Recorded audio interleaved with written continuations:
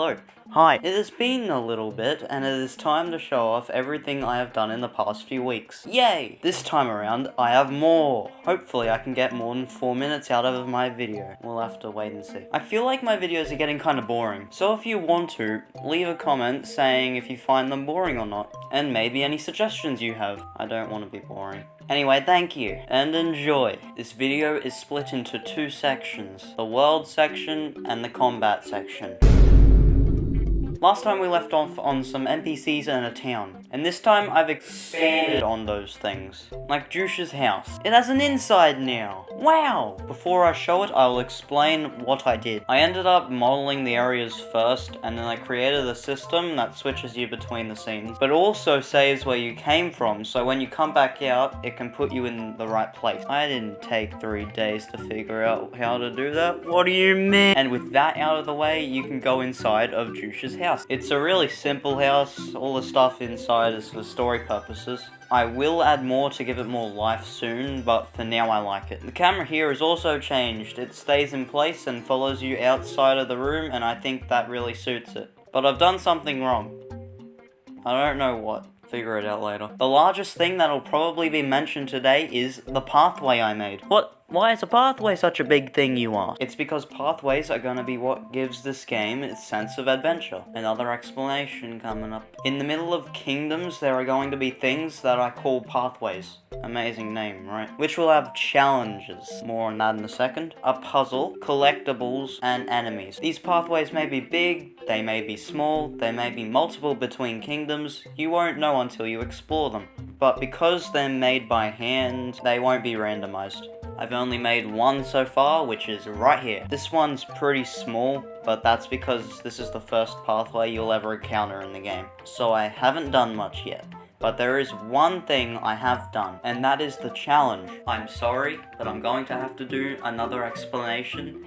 Just bear with me.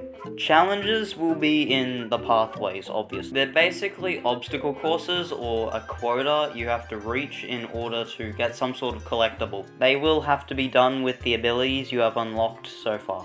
And if the timer runs out, well, you failed, and you can start over, obviously.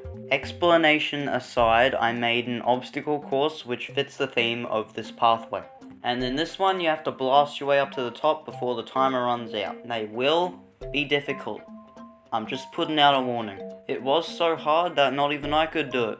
A pro gamer. I'm joking. You know how I said I expanded on the world and the NPCs before? Well, the NPCs can talk now. It was a mistake. The NPCs basically only walked around before, and they were a bit boring. So I gave them the ability to talk, and now we can see how much they hate me. This isn't only used for NPCs though. In the challenge I mentioned earlier, to start it, you have to accept it using the dialogue system. Wow, that's so amazing!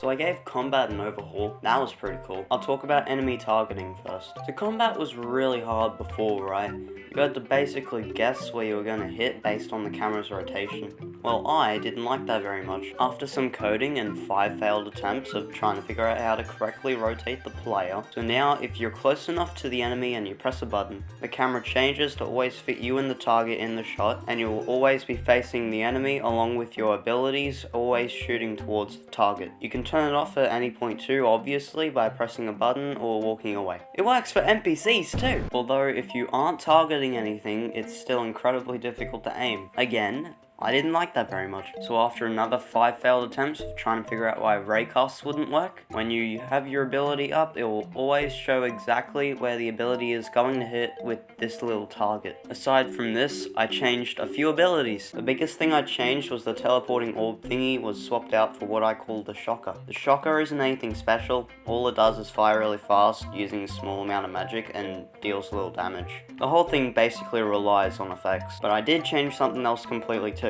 I didn't remove it, but the slam down has been completely changed. If you watched my first devlog, I'm pretty sure it's mentioned there. But the slam down used to shoot you downwards really fast if you were in the air and create a shockwave that damaged nearby enemies. But because this went so fast, it was very easy to clip through the floor. Now I didn't like that very much. So it has been altered to only being activated when you're on the ground and is entirely based on an animation with an animation event to create the damage. One more thing relating to the abilities themselves is one of the bugs I fixed. I figured out that the fire boom's unpredictability was caused by the code that makes you go wee. It's being called multiple times for some reason, which gives you, let's say, double the power. Well, I fixed it and now it does the right thing. Yeah! Okay, last thing that's gonna be shown in the video. I should have done this when I made the abilities, but anyway. I made a system that disables the abilities when you haven't unlocked them. Whoa, that's incredible! That was a very short one, but there's nothing else to really say about it. Now I have something else to be annoying about. I'm joking, but stick around, this is one of the most important parts of the video. So now that all of this is done, I'm starting to make the trailer. It will be a Blender animation and it won't have gameplay, it's just a reveal trailer. And I'm not going to give out too much information now, you'll have to wait and see what I'm doing. If you're watching and you have any questions or suggestions, I will be doing Q&As on Twitter regularly,